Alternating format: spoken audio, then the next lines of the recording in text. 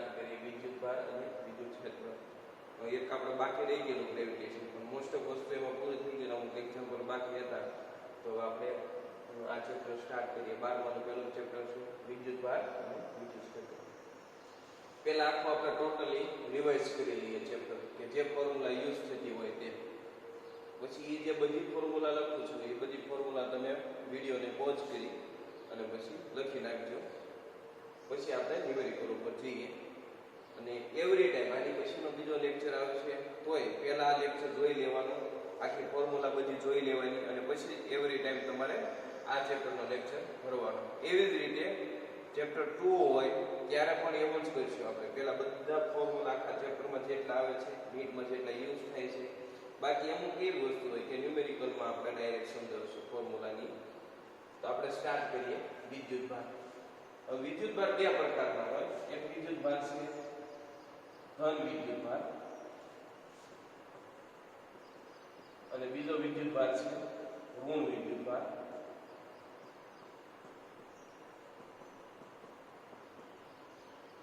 હવે ધન વિદ્યુતભાર કે ઋણ વિદ્યુતભાર, એમાં આપણે બે રીતે કહી શકાય. કઈ રીતે? તો કે એક તો સજાતીય વિદ્યુતભાર, સજાતીય વિદ્યુતભાર, અને બીજું એમ કહેવાય કે વિજાતીય.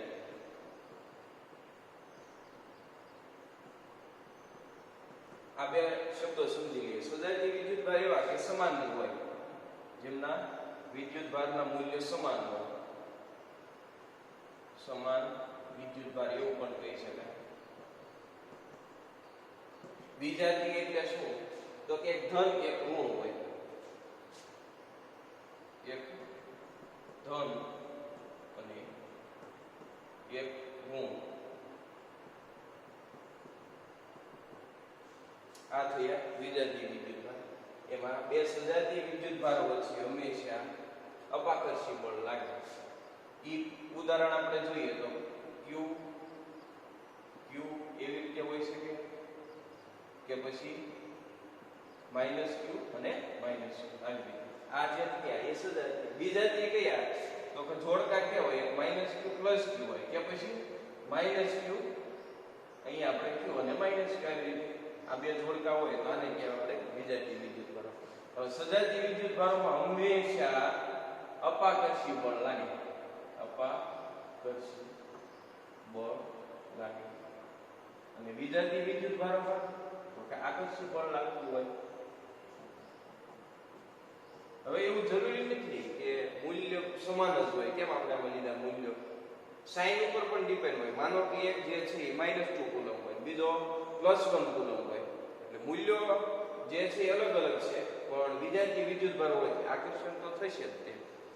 એવી રીતે બે ધન વિદ્યુતભારો 1 કુલમ અહીંયા લઈ લઈએ આપણે, 1 કુલમ છે, બીજો 2 કુલમ છે. એવી રીતે આપણે લઈએ તો અપાકર્ષિત બળ લાગે. એક -1 કુલમ છે, -2 કુલમ છે, તો પણ અપાકર્ષિત બળ લાગે. એક આ વસ્તુ.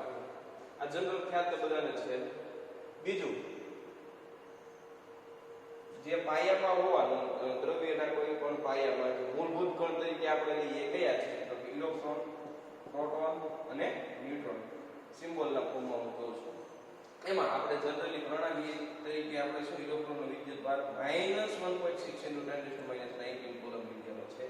એવી રીતે +E એટલે કે પ્રોટોનનો વિદ્યુતભાર 1.6 × 10⁻+ આ જે છે એ 19 કુલમ જ છે. ડિફરન્સ શું છે? તો કે આ માઈનસ ઋણ હોય, આ જે છે ધન હોય છે. મૂલ્ય બંનેના સમાન હોય છે. આ થઈ વાત પ્રોટોનની વિદ્યુતભારની, આ થઈ ન્યુટ્રોનના વિદ્યુતભારની. આ વસ્તુ છે. બીજું, ન્યુટ્રોન જે છે એ શું છે? તો કે ન્યુટ્રોન આપણે ન્યુટ્રલ છે, વિદ્યુતભાર રહિત છે. વિદ્યુતભાર રહિત છે. આ બધું તમે જાણો છો, પણ ક્વિક એકવાર રિવાઇઝ કરી પછી આપણે આગળ વધીએ. આ વાતથી આપણે ત્રણેય હવે નવું એવું જાણવા મળ્યું છે કે નવી વસ્તુમાં એવું જાણવા મળ્યું છે કે ધન વિદ્યુતભાર આપણે પ્રોટોન લઈએ, ઋણ વિદ્યુતભાર ઇલેક્ટ્રોન લઈએ, અને આ જે છે ન્યુટ્રોન જે છે એ વિદ્યુતભાર રહિત છે. તેમાં ઇલેક્ટ્રોન નહીં પણ પ્રોટોન અને ન્યુટ્રોન એ બે શું છે? તો કે એ પણ એક નાના બીજા કણોના બનેલા. એ કયા બે કણ? તો કે એ બે કણ છે એમાં એક છે પોઝિટ્રોન, પોઝિટ્રોન એટલે પોઝિટિવ ઇલેક્ટ્રોન. હવે બીજી વસ્તુ શું છે? તો ક્વાર્ટ્ઝના બનેલા છે. ક્વાર્ટ્ઝ બે પ્રકારના હોય. પહેલો ક્વાર્ટ્ઝ કયો છે તો કે અપ ક્વાર્ટ્ઝ અને બીજો ડાઉન ક્વાર્ટ્ઝ. સર આ શું અપ ક્વાર્ટ્ઝ ને ડાઉન ક્વાર્ટ્ઝ? તો કે ઈ જે છે બે ક્વાર્ટ્ઝ જે છે ઈ ક્વાર્ટ્ઝ ઈ ઇલેક્ટ્રોન પોઝિટિવ ઇલેક્ટ્રોન એક પણ પોઝિટ્રોન પણ કહેવાય કે પ્રોટોન અને ન્યુટ્રોનનું બંધારણ નક્કી કરે. જેમ કે પ્રોટોનનું બંધારણ જે છે UUD અને ન્યુટ્રોનનું બંધારણ UDD.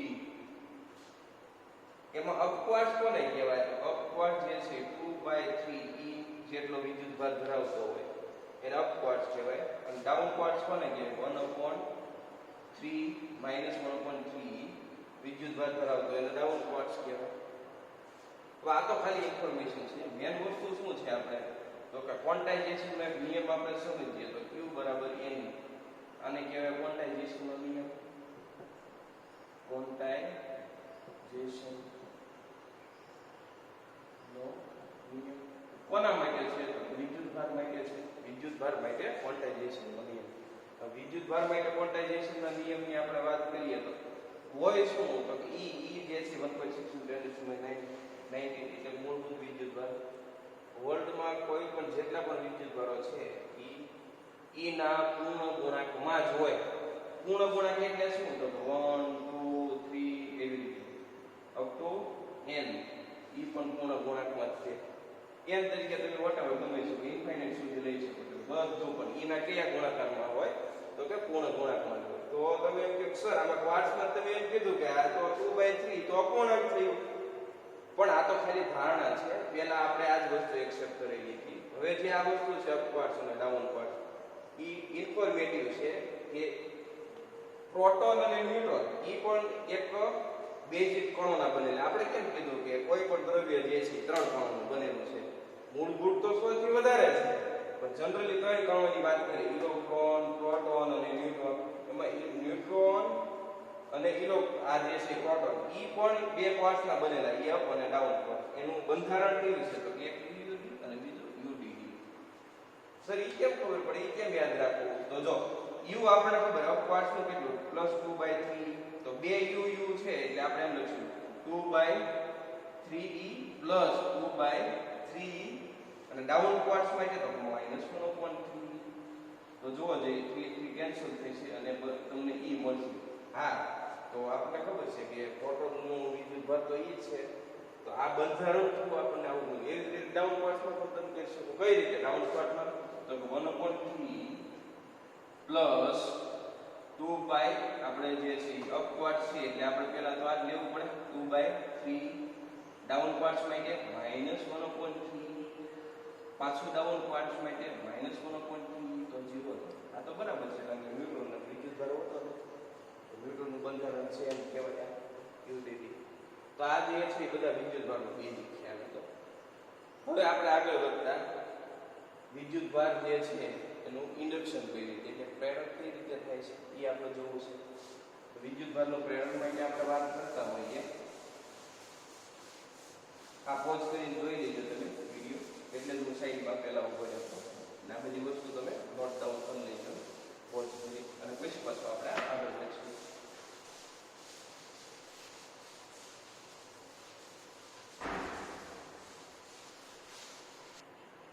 હવે આપણે જે છે આટલી વસ્તુ થોડી વિદ્યુતભાર વિશે જોઈ. હવે પ્રેરણ વિદ્યુતભારનું પ્રેરણ એમાં થોડાક બે ફોર્મ્યુલા છે જે નીટ માટે ઘણું બધું યુઝ થાય છે. એ ફોર્મ્યુલા પહેલા જોઈએ. વિદ્યુતભારનું પ્રેરણ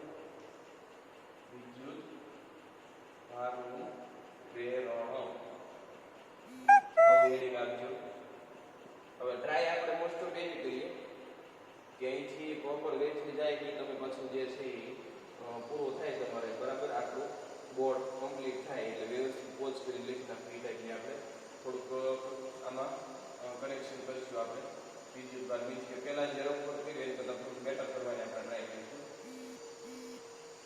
વિદ્યુતભારનું પ્રેરણ એમાં પહેલા આપણે સેમ સાઈઝના ગોળા લઈએ. વિદ્યુતભારિત ગોળા સેમ સાઈઝના એમાં એક વિદ્યુતભારી છે, એક વિદ્યુતભારી છે, બે વિદ્યુતભારી નહીં એવું લઈએ.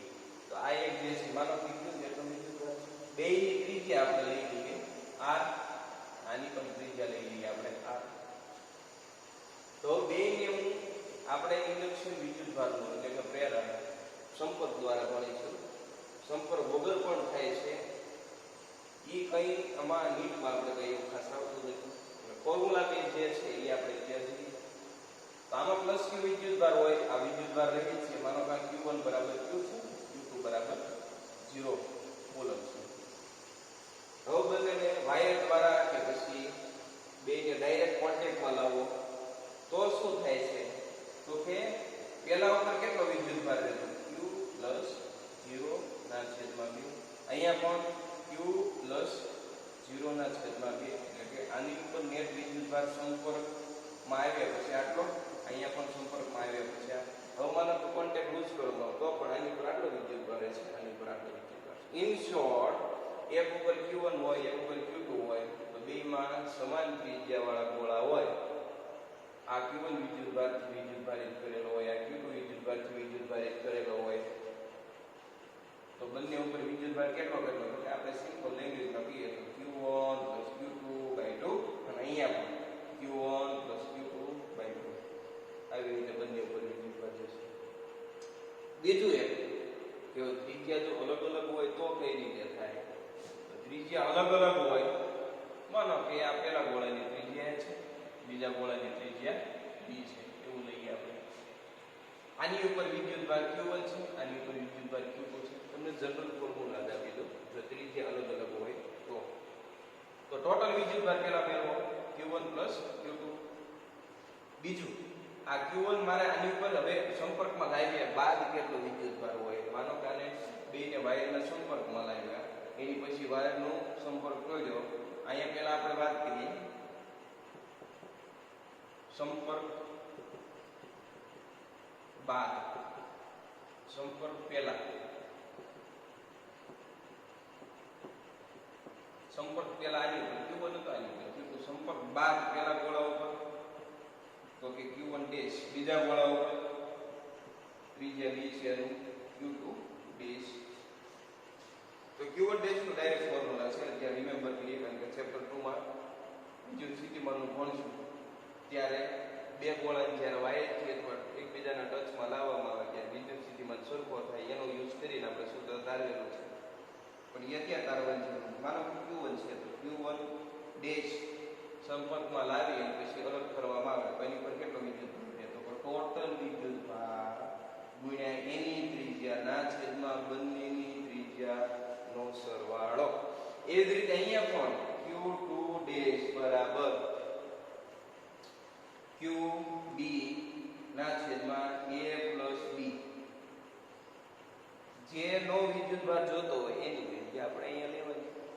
લાવી રીતે જો તમને એમ ન કે પરિમાણ જે છે અલગ અલગ છે, પરિમાણ એટલે શું? કોઈ પણ ગોળાનું પરિમાણ હોય છે તો ત્રિજ્યા હોય. આમાં પરિમાણ સમાન હોય તો સિમ્પલ જ q1 q2/2. પરિમાણ અલગ અલગ હોય એટલે ત્રિજ્યા અલગ અલગ હોય તો આપણે આ ફોર્મ્યુલા યુઝ કરીશું. ઓકે, નોટ ડાઉન કરી લો, પછી આપણે આગળ વધીએ.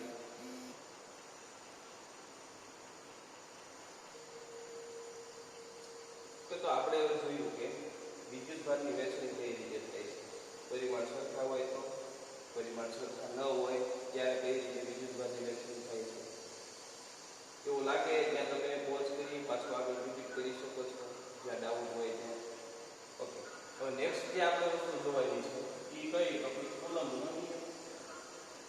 કુલમ્બનો નિયમ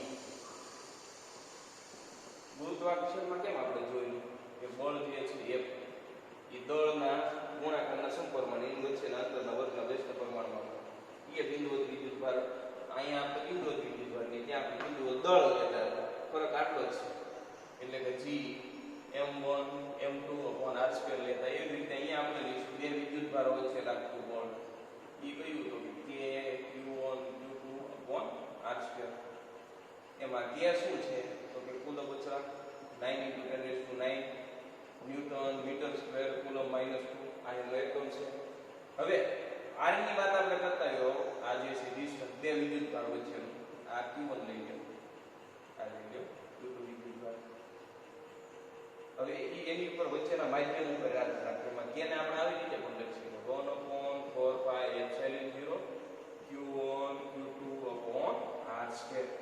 epsilon 0 શું છે તો કે અત્યારે આપણે એવું ધારી લીધું છે કે બે વિદ્યુતભારો r જેટલા અંતર હવામાં છે કે શૂન્યાવકાશ. બે માટે આપણે epsilon 0 લઈએ છીએ. હવા માટે પણ epsilon 0 અને શૂન્યાવકાશ માટે એની વેલ્યુ કેટલી હોય epsilon 0 ની તો કે 8.85 × 10⁻12 ન્યૂટન -1 મીટર -2 કુલમ્બ સ્ક્વેર. આ એનો એક છે. આ જે છે epsilon 0 ની વેલ્યુની વાત કરીએ. પણ હવે આ જ બે વિદ્યુતભારોને આપણે તમને ક્યારેય નહીં કીધું ગ્રેવિટેશન માટે ગુરુત્વાકર્ષણ કે બે બિંદુવત વિદ્યુતભારોને જ્યારે તમે હવામાં રાખો કે બે બિંદુવત વિદ્યુતભારોને પાણીમાં રાખો બળ બદલાતું નથી. પણ અહીં એવું નહીં.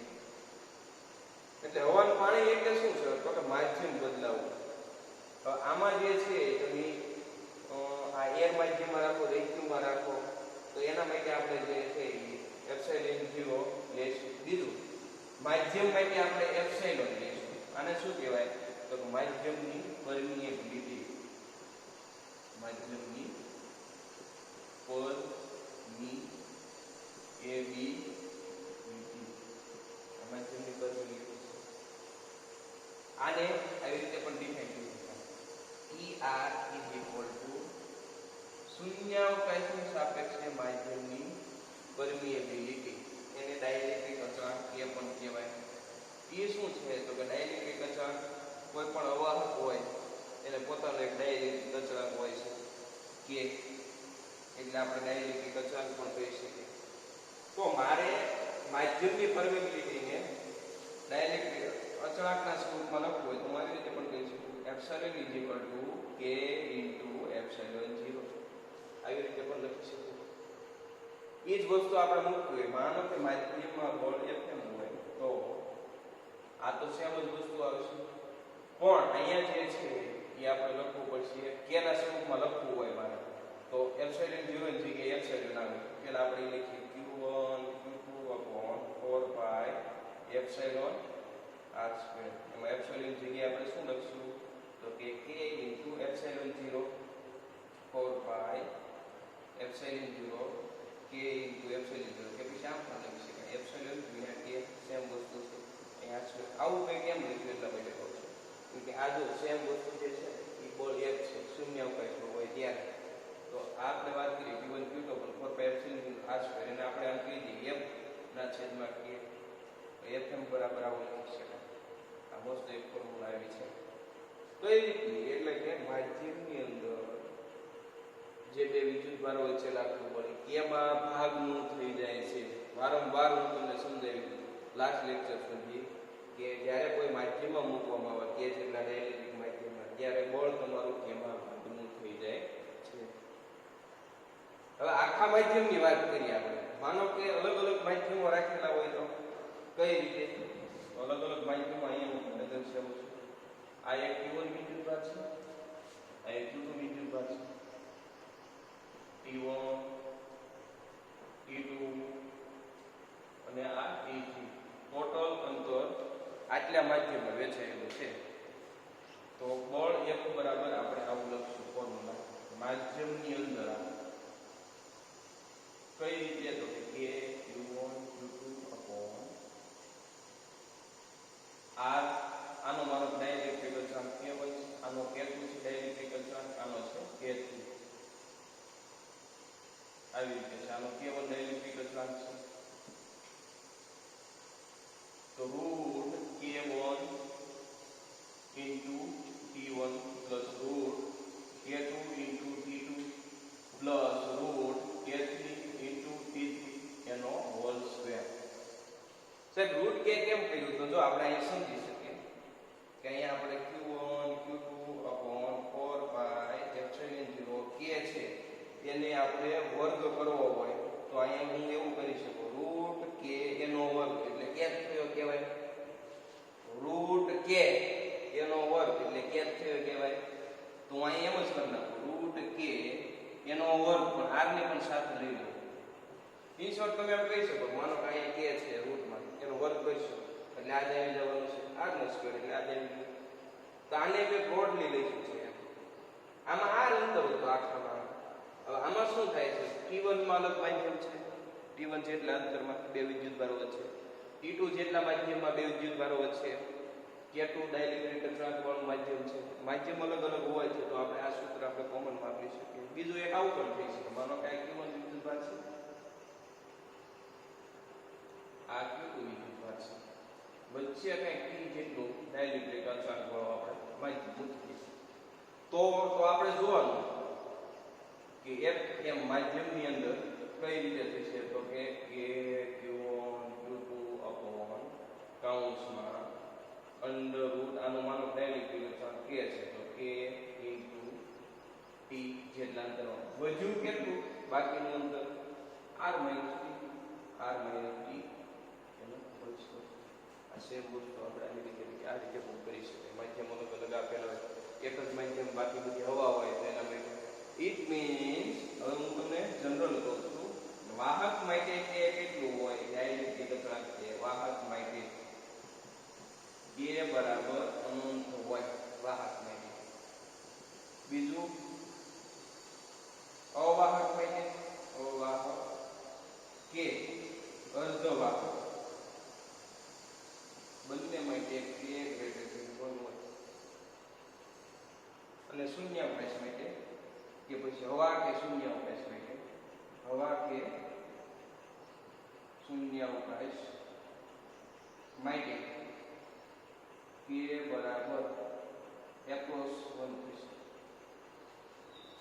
આ જે છે એની K ની વેલ્યુ તમને દર વખતે એવું નહીં કે વાહકે કહી દે, માનો કે જે વાહકનો ટુકડો મૂકેલો છે ત્યાં, તો એમાં પછી તમારું K હોય કે જે K ની પ્લેસ છે તમે શું લખી શકો, વાહક કીધી છે કે વાહક માટે K બરાબર અનંત એટલે ઇન્ફાઇનાઇટ 1/∞ એટલે તમારું કોર્સ થઈ જાય 0. એવી રીતે પણ ડાયરેક્ટ તમે મૂકી શકો છો. બીજું આ શૂન્યાવકાશની વાત કરી છે કે હવાની વાત કરી કે આમાં મૂકેલા છે તો ડાયરેક્ટ આનું આ સૂત્ર વાપરી શકો તમે, પણ એમાં તમે મૂકશો તો એ સેમ જ વસ્તુ આવે. અહીં 1 મૂકી દો, અહીંયા 1 મૂકી દો તો એક્ઝેક્ટલી તમારે અહીં r જેવી જ વસ્તુ મળે, T થી કેન્સલ થશે 1 મૂકી દો તો. એટલે મોઇન ફોર્મ્યુલા આપણું જે છે યાદ બોલે 1/4π K Q2 upon r square આ જ વસ્તુ મળે છે. ઓકે, તો આટલું તમે નોટ ડાઉન કરી લો, પછી આપણે પછી આગળ વધીએ. ઓકે, હવે આપણે માધ્યમમાં જોયું કે કોઈ બળ જે છે એ માધ્યમ બે વિદ્યુતભારો શૂન્યાવકાશમાં રાખીએ તો F હોય, કોઈ માધ્યમ હોય તો એનો જેટલો ડાઇલેક્ટ્રિક અચળાંક હોય એટલામાં ભાગનો થાય. આટલું સિમ્પલ તારણ. બીજા જે બે ફોર્મ્યુલા હતા એનો આપણે રિલેટ કરીને આપણે ન્યુમેરિકલ પછી લેવાના છે. એ પહેલાં આજનો દિવસ એ છે આપણે ફર્સ્ટ લેક્ચર એ બધી થિયરી પ્રોપર વેથી સમજી જેથી કરીને એવરી ટાઈમ જ્યારે આપણે સેકન્ડ લેક્ચર એટેન્ડ કરતા હોઈએ ત્યારે મિનિમમ એક ટાઈમ જોઈ લેવો. અધરવાઇઝ તમે ફોર્મ્યુલા લખી લીધા હોય તો દર વખતે જોવાની જરૂર છે નહીં. એટલે અત્યારે બોર્ડ વર્ક મોસ્ટ ઇમ્પોર્ટન્ટ રહેશે. એટલે બોર્ડ વર્ક એવરી ટાઈમ તમારે જોઈ લેવાનું અને પછી પાછું જે છે ન્યુમેરિકલમાં જોવાનું. બોર્ડમાં તમે પુસ્તકો સ્ટડી કર્યા જશે પણ આપણે નીટ લેવલમાં થોડુંક આ રીતે જોઈશું આપણે. હવે બીજું આપણે જોઈ લીધું કુલમ્બ બળની વાત. કુલમ્બ બળ પછી વિદ્યુત ક્ષેત્ર નામની એક રાશિ છે. મેં તમને કીધું જ્યાં દળ હોય, માનો કે કેપિટલ M દળ છે, આપણે અહીંયા થઈ ગઈ તો આપણે રીધમ જળવાઈને લખવું. માનો કેપિટલ M દળ, જ્યાં જ્યાં દળ હોય ત્યાં ત્યાં બે વસ્તુ હોય. એક તો જે છે એ ગુરુત્વીય સ્થિતિમાન અને ગુરુત્વીય તીવ્રતા. ગુરુત્વીય સ્થિતિમાન અને બીજું ગુરુત્વીય તીવ્રતા. તમને આના 4-5 નામ આપેલા મેં. ગુરુત્વીય તીવ્રતા એ પણ કહી શકાય. હવે આ દળ માનો કે આ જેટલા અંતરે P બિંદુની બહાર મેળવવું છે. આ તો આપણે નેક્સ્ટ ચેપ્ટરમાં ભણવાના છે ગુરુત્વીય સ્થિતિમાન. આમાં આપણે વિદ્યુત સ્થિતિમાન આવશે નેક્સ્ટ ચેપ્ટરમાં. આ કેમ ગુરુત્વીય તીવ્રતા. ગુરુત્વીય તીવ્રતા એની વાત આપણે કરીએ અને સિમ્બોલ આપણે દઈએ ગુરુત્વીય તીવ્રતાને માનો કે E કહી દઈએ. ચાલો ને ગુરુત્વીય તીવ્રતા. તો ગુરુત્વીય તીવ્રતાને જો આપણે E કહેતા હોઈએ તો G કેપિટલ M અને જે અંતર હોય એનો વર્ગ આ. એ જ રીતે અહીંયા વિદ્યુત સ્થિતિમાન q જેટલો વિદ્યુતભાર છે ત્યાંથી r જેટલા અંતરે વિદ્યુત ક્ષેત્રની તીવ્રતા વિદ્યુત સ્થિતિમાન નેક્સ્ટ વિદ્યુત ક્ષેત્રની તીવ્રતાની વાત કરતા કે q r સ્ક્વેર થશે. આ જે છે બિંદુવત વિદ્યુતભાર માટે હેડિંગ આપણે આપીએ છીએ બિંદુવત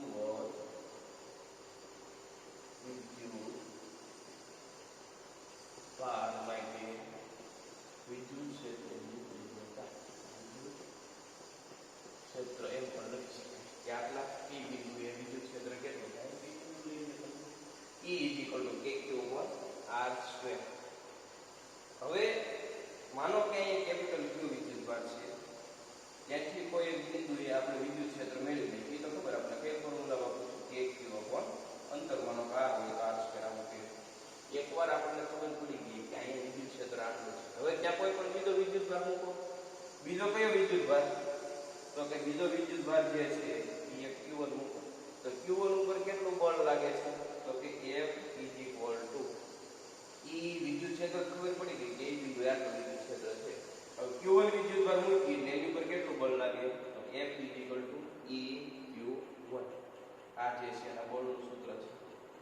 એટલે ખાસ આ જેવું આપણે અહીંયા મૂકીએ તીવ્રતા માટે જોયું એવી રીતે વિદ્યુતીય તીવ્રતા માટે આપણે બિંદુ વિદ્યુતભાર માટે આ સૂત્ર આપણે રાઈટ કરીશું અને આનો યુઝ કરીશું આપણે.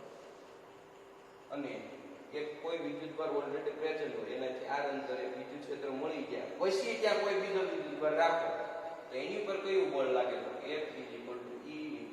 આ તમને એમ કે ડાયરેક્ટ આ બિંદુએ આટલું વિદ્યુત ક્ષેત્ર છે તો આ વિદ્યુતભાર મૂકતા એની પર કેટલું બળ લાગે? તો ડાયરેક્ટલી તમે એમ કહી શકો F EQ1. તો આ વાત થઈ વિદ્યુત ક્ષેત્ર. બીજું એક અમુક વસ્તુ એવી છે કે જે તમને કેવી પડે. કઈ વસ્તુ? તો કે વિદ્યુત ક્ષેત્ર તીવ્રતાને આપણે વિદ્યુત ક્ષેત્ર રેખાની વાત કરીએ તો પ્લસ q ની વિદ્યુત ક્ષેત્ર રેખા કેવી હોય? તો કે બહાર તરફ.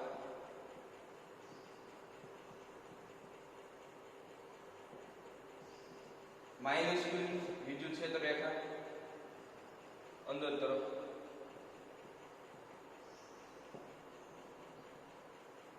આવી રીતે હોય સતત હોય બધી બાજુ બિંદુ વિદ્યુતભારની વિદ્યુત ક્ષેત્ર રેખા. ક્ષેત્ર સદિશોની વાત કરીએ તો એ મૂલ્ય પણ દર્શાવતું હોય. જેમ કે આપણને ખબર છે આ કેવું 1/r જે છે r² ના વ્યસ્ત પરમાણુમાં ઘટે છે વિદ્યુત ક્ષેત્રની તીવ્રતા. તો જેમ તમે આ બિંદુ લો આ બિંદુ લો આ બિંદુ લો જેમ જેમ તમે વિદ્યુત પાસેથી દૂર જાઓ વિદ્યુત ક્ષેત્ર ઘટતું જાય છે. તો આ રીતે વિદ્યુત ક્ષેત્ર રેખાઓ હવે આપણે જે સ્ટડી કરવાનું છે એ વિદ્યુત ક્ષેત્ર સદિશ એ શું દર્શાવે? તો કે જેમ તમે દૂર જતા હો આ પ્લસ વિદ્યુતભાર એટલે માઇનસ 12 તરફ હોય જેમ તમારી વિદ્યુત ક્ષેત્ર શું દર્શાવે? વિદ્યુત ક્ષેત્ર રેખાઓ ક્ષેત્ર સદિશો એમ કહેવાય. સદિશનું ફોર્મ એમાં જેમ તમે દૂર જતા હોય વિદ્યુત ક્ષેત્ર ઘટતું જાય છે. તેનો તમે નાનો નાનો ફોટો ઘણીવાર આવું બધું પ્રેઝન્ટેશન તમને આપતા હોય છે એક્ઝામની અંદર. આવી રીતે ઘટતું થાય. એવી રીતે માઇનસ બધી બાજુ ફ્લો કરવાનું. એ જ રીતે માઇનસ q હોય તો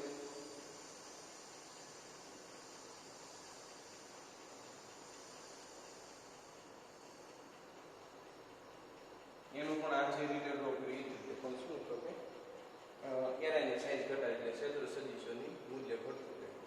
રિપ્રેઝન્ટ આના મુજબ જ કરે કે E ઇન્વર્સલી પ્રોપોર્શનલ ટુ r² એટલે r² ના r ના વર્ગના વ્યસ્ત સંબંધમાં હોય એ આપણે છે. ઓકે આટલી વસ્તુ છે. તો આ જે છે થોડું નોટ ડાઉન કરીએ કે અહીં લખી નાખું કે વિદ્યુતભારની ક્ષેત્ર રેખાના ક્ષેત્ર સદિશ બિંદુવત વિદ્યુતભારની બિંદુવત વિદ્યુતભારની ક્ષેત્ર રેખા અને આ બિંદુવત વિદ્યુતભારનું ક્ષેત્ર સદિશ ઉપર હેડિંગ છે એટલે અહીં ડાયરેક્ટ લખી આપણે ક્ષેત્ર સદિશ એ ખબર જ પડે અહીંયા ડ્રો કરેલું છે. બિંદુવત વિદ્યુતભાર બેની એટલે પ્લસ છે માઇનસ છે માઇનસ ની અંદર તરફ પ્લસ ની બહાર તરફ આ ક્ષેત્ર રેખાના ક્ષેત્ર સદિશોની વાત થઈ છે. બરાબર. આટલું થોડું નોટ ડાઉન કરો એટલે તરત આપણે આગળ વધીએ પાછું. ઓકે આપણે વિદ્યુત ક્ષેત્ર વિશે માહિતી લીધી. હવે નવી જ ભૌતિક રાશિ આપણે વ્યાખ્યાયિત કરવાની છે. એ ભૌતિક રાશિનું નામ છે ડાયપોલ મોમેન્ટ. ડાયપોલ મોમેન્ટ નામ ને વિક્ષેપ સદિશ. શું? ડાય એટલે કે બે પોલ. જેમ કે બે વિદ્યુતભાર અહીંયા હોય એનું ફિક્સ, એક ક્યુ હોય એક માઇનસ ક્યુ. સમાન મૂલ્યના વિજાતીય વિદ્યુતભારો, એક પ્લસ ક્યુ લઈ લઈએ એક માઇનસ ક્યુ લઈ લઈએ એક પ્લસ ક્યુ લઈ લઈએ. સમાન મૂલ્યના વિજાતીય વિદ્યુતભારોને પરિમિત અંતરે રાખતા બનતી રચનાને ડાયપોલ મોમેન્ટ કહેવાય છે. પ્રણાલી લગતી એવી રીતે જ આપણે જે છે પ્રણાલી પહેલેથી ચાલી એવી. શું? તો કે બંને વિદ્યુતભારો વચ્ચેનું અંતર કોઈ આપણે લઈએ છીએ તો ડાયપોલ મોમેન્ટને p વડે વ્યાખ્યાયિત કરીએ તો 2a સદિશ રાશિ છે એટલા માટે આપણે અહીંયા એરો દર્શાવેલો છે. 2a દિશા કઈ લેવાય? ડાયપોલ મોમેન્ટ -2 to +2 લેવાની છે. સર એ કઈ રીતે લેવાનું? એ કેમ ખબર પડે -2 થી +2? એ દિશા જે છે એ પહેલેથી વ્યાખ્યાયિત કરેલી છે. જ્યારે ક્વોન્ટિટી આપણે વ્યાખ્યાયિત કરી એટલે ભૌતિક રાશિ જ્યારે વ્યાખ્યાયિત કરેલી ત્યારે ત્યાં દિશા લીધેલી છે. એટલે ઓલવેઝ આપણે યાદ રાખવાનું કે ડાયપોલ મોમેન્ટની દિશા કઈ? -2 to +2 છે. એ જ રીતે આપણે જ્યારે ભણીશું આ તો કોની વાત થઈ? ડાયપોલ મોમેન્ટ પણ વિદ્યુત ડાયપોલ મોમેન્ટની વાત. વિદ્યુત ડાયપોલ મોમેન્ટ વિદ્યુત એટલા માટે નો લે કારણ કે બીજી ક્વોન્ટિટી ભણેલા છે. બીજી કઈ આવવાની? તો ચુંબકીય ડાયપોલ મોમેન્ટ આવવાનું. ચુંબકીય સાથે સાથે થોડોક આઈડિયા દેતો હતો. ચુંબકીય ડાયપોલ મોમેન્ટ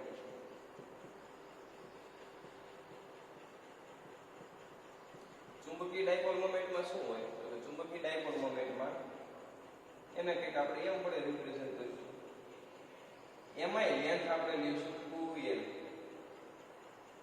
કોઈ પણ એકનું ધ્રુવમાં આવી રીતે જેમ કે અહીંયા n લઈ લઈએ. માનો કે અહીંયા બે ધ્રુવ હોય, ચુંબકને બે ધ્રુવ હોય, એક તો નોર્થ સાઉથ એટલે કે ઉત્તર ધ્રુવ અને દક્ષિણ ધ્રુવ. દરેક ધ્રુવને પોતાને ધ્રુવમાન હોય. આ ધ્રુવમાન b છે. 2l તો કે અહીંથી થોડુંક અંદર લેવાનું હોય, આમાં ચુંબકથી થોડુંક અંદર, અને એ બંને વચ્ચેનું અંતર છે એને આપણે 2l કહીશું. આને કહેવાય ચુંબકીય લંબાઈ. ખરેખર આપણે ચુંબકીય લંબાઈ જ બધી લેવાની. ચુંબકીય લંબાઈ ન હોય પણ લાંબો ડિફરન્સ ન હોય એટલે આપણે ચુંબકીય લંબાઈ લઈ લેતા હોઈએ છીએ. એટલે આ 2l લેવાનું. આમાં કેમ પ્લસ માઇનસ ની છે એ જ રીતે આમાં નોર્થ પોલ લેવાનો છે. માઇનસ ની જગ્યાએ પ્લસ ની જગ્યાએ સાઉથ પોલ લેવાનો છે. ડાયપોલ મોમેન્ટની દિશા હંમેશા કઈ બાજુ રહેશે? તો નોર્થ પોલ થી સાઉથ પોલ ડાયપોલ મોમેન્ટ રહેશે. એ તો આપણે સ્ટડી કરીશું.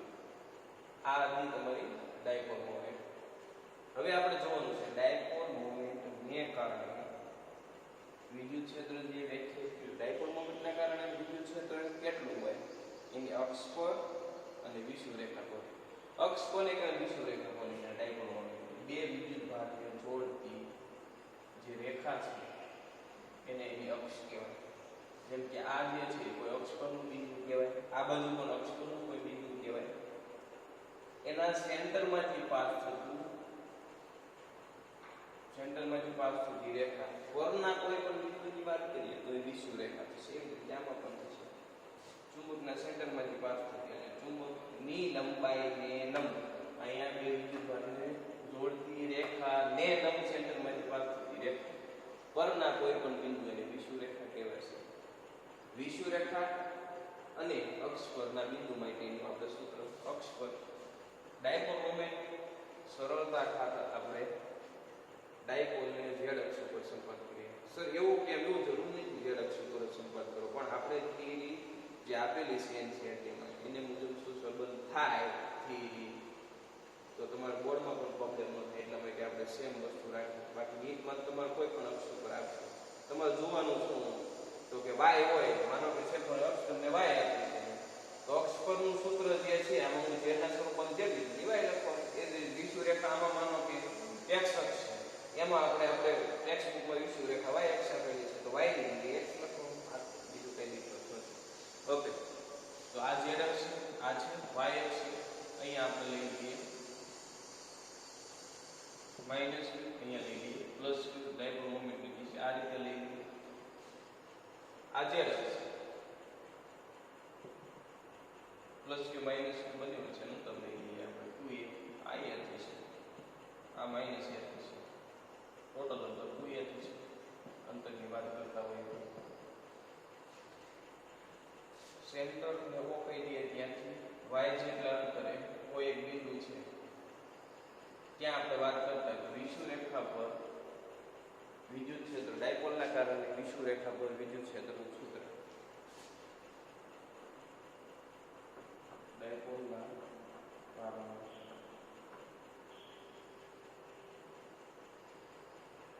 વિષુવ રેખા પર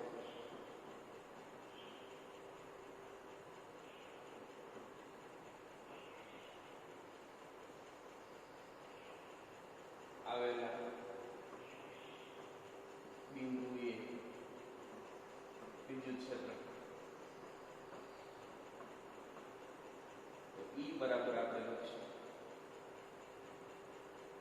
KP minus KP upon y square plus k square raised to b by 2 derivation કરતા તમે ભણી ગયેલા છો એટલે ઓલવેઝ બે વિદ્યુત ભારો વચ્ચેનું અંતર પરિમિત તો કીધું પણ બહુ નાનું હોય, જેમ કે 10⁻⁹ કુલમ ડિસ્ટન્સ છે એટલે 10⁻⁹ મીટર એટલે નેનો મીટરની અંદર રહેશે. કુલમ તો વિદ્યુત ભારનો એકમ છે, અંતરની વાત કરતા હોય તો એ મીટરની અંદર રહેશે, પણ કેવું તો કે 10⁻⁹ નેનોમીટર માઇક્રોમીટર એટલે બહુ જ નાનું હોય. તો એના માટે ઓલવેઝ લગભગ મોસ્ટ ઓફ જગ્યાએ y much greater than k લેતા E બરાબર શું થશે માઈનસ kp upon yq. હવે અક્ષ પરના બિંદુ એટલે કે z માટે આ અક્ષ પર વિષુવ રેખા પર કીધું છે પણ y અંતરે અક્ષ પરના બિંદુએ વિદ્યુત ક્ષેત્ર કેટલું E of z અને E of y પણ થઈ શકે. E of z is equal to 2kpz upon z square minus h square whole square આવી રીતે છે. સર આ માઈનસ સાઇન શું રિપ્રેઝન્ટ કરે છે એ આપણે જોઈએ. આ જે લખ્યું છે p એ છે ડાયપોલનો એકમ સદિશ, ડાયપોલની એકમ સદિશ છે, ડાયપોલ મોમેન્ટ જે છે એનો એકમ સદિશ. એકમ સદિશ એટલે શું? સદિશ હોય કે સદિશનું મૂલ્ય એટલે એ અત્યારે ખાલી દિશા જ દર્શાવે, કારણ કે મૂલ્ય લેશે ત્યારે એ આવવાનું નથી, કારણ કે ઓલવેઝ એકમ સદિશનું મૂલ્ય એક જ હોય છે. એટલે જ્યારે પણ આપણે આનું મૂલ્યની વાત કરતા હોઈએ અહીંયા સદિશ ડ્રો કરીએ એટલે કમ્પલસરી અહીં એરો કરવો પડે, અહીં સદિશની વાત કરીએ એટલે કમ્પલસરી અહીં એરો કરવો પડે, કારણ કે સદિશની વાત છે. મૂલ્ય જ્યારે લેતા હશે ત્યારે એકમ સદિશમાં આનું મૂલ્ય નાનું લે છે એટલે એકમ સદિશનું મૂલ્ય બંધ થઈ જવાનું છે. દિશા દર્શાવે કઈ રીતે?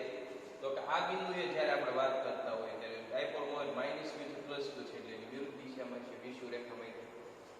આ થઈ છે તમારું E of y અને આ અક્ષ પરનું કોઈ અહીંયા માનો વાત કરતા અક્ષ પર માટે E of z તો એ થઈ છે માઈનસ q થી પ્લસ q એટલે આ દિશામાં થશે, ઉપર તરફની દિશામાં થશે. એટલે અક્ષ પરના કોઈ પણ બિંદુ ડાયપોલ મોમેન્ટની દિશામાં થશે. એટલે જો અહીંયા પ્લસ આવેલું છે માઈનસ એ રિપ્રેઝન્ટ કરે છે ડાયપોલ મોમેન્ટ એકમ સદિશ છે એની વિરુદ્ધ દિશામાં છે. એટલે કે જો ડાયપોલ મોમેન્ટ આની આમ છે અને અહીંયા નીચે તરફ એવું રિપ્રેઝન્ટ કરે. આમાં એક મેગ્નિટ્યુડની જ્યારે વાત કરતા હોઈએ E of z તારા શું આપણે લખશું તો કે 2kp upon z cube plus y એટલે z મચ ગ્રેટર ધેન એ કેમ મચ ગ્રેટર ધેન હમણાં તમને કીધું કે બે વિદ્યુત ભારો વચ્ચે અંતર માઇક્રોમીટર કે નેનોમીટરમાં હોય છે એટલા માટે. તો આ વાત થઈ આપણે અક્ષ પરના બિંદુએ વિદ્યુત ક્ષેત્ર. હવે એક એનાલિસિસ મારે તમને દેવું છે, અહીંયા થઈ જાય એવું છે. એનાલિસિસ શું છે? તો કે એનાલિસિસ એ છે કે વિષુવ રેખા માટે વિદ્યુત ક્ષેત્રનું મૂલ્ય ડાયપોલથી વિષુવ રેખાની પર વાત કરતા હોય તો એનું મૂલ્ય જુઓ જોઈએ માઈનસ kp એટલે મૂલ્યની વાત કરીએ સાઈનને જવા દઈએ એટલે આ મૂલ્યની વાત કરીએ તો વિષુવ રેખા માટે E of y અહીં આપણે એવું લખ્યું વિષુવ રેખા, એ સમજી જજો તમે. તમારે વ્યવસ્થિત લખવાનું છે લખતી વખતે. વિષુવ રેખા બરાબર KP અપોન y ક્યુબ અને અક્ષ પર એટલે E કૌંસમાં અક્ષ લખું છું 2KP અપોન z ક્યુબ. તો જુઓ વિષુવ રેખા પર જે વિદ્યુત ક્ષેત્રનું મૂલ્ય છે એની કરતાં અક્ષ પર વિદ્યુત ક્ષેત્રનું મૂલ્ય 2 ગણું છે. અંતર માનો 2 માં તમે અક્ષ પર 1 મીટર લઈ લો કે પછી વિષુવ રેખા ઉપર 1 મીટર લઈ લો, એ તો સેમ જ હોવાની. કે કારે બદલાવાનો 9 × 10⁹ એ જોવાનો કુલમ અચળાંક છે એટલે. તો આ રીતે આપણે લખી શકીએ. ધેટ મીન્સ આપણે એવું કરી શકીએ. આ MCQ પણ આવે છે ઘણી વાર, એટલા માટે નીટમાં પણ આવી શકે, ગુજકેટમાં પણ આવી શકે, અને તમારા બોર્ડની જે MCQ 50 માર્ક્સની MCQ આવે છે એમાં પણ આવી શકે. એટલે એવરી ટાઈમ જ્યારે હું ટોપિક લેતો હોય ત્યાં ક્યાં વસ્તુ આવે એ પણ હું થોડી કહેતો જાય. વધારે ક્યારે કહીશ તો કે જ્યારે હું ન્યુમેરિકલ લેતો હોય ત્યારે, કે આ ટાઈપના આવી શકે, આ ટાઈપના ન આવી શકે, આટલા ટુકડા આવે, તમને એવરી ટાઈમ કહેતો હોઉં છું. અને એક વસ્તુ તો ખાસ માઇન્ડમાં રાખવાની, અહીંથી હું કરાવીશ એ વસ્તુ ત્યારે આવવાની નથી. તમારું માઇન્ડ ચલો વાત નો ડાઉટ ક્વેશ્ચન આ જ યુઝ છે બધા, પણ તમારે જે છે એક્ઝામમાં આવવાનું છે, તમારું માથું એમાં માઇન્ડનો તો યુઝ કરવો જ પડશે. એટલે ખાસ વસ્તુ. બીજું તો આપણે અહીં વાત કરીએ એના વિશે લખતા હોઈએ તો E અક્ષ બરાબર 2 ટાઈમ્સ ઓફ E વિષુવ રેખા. વ્યવસ્થિત લખજો તમે. અને આ એક એનાલિસિસ આપણને મળ્યું. ઇન્ડિવિજ્યુઅલ સૂત્ર પણ ઘણી વાર વાપરવાનું છે, બરાબર. તો આજના લેક્ચરમાં આપણે આટલું રાખીએ. નેક્સ્ટ લેક્ચરમાં આપણે થોડાક ન્યુમેરિકલ નહીં જોઈશું, થોડી પહેલા થિયરી જોઈશું, પછી થોડાક ન્યુમેરિકલ ઉપર જઈશું. આટલું આપણે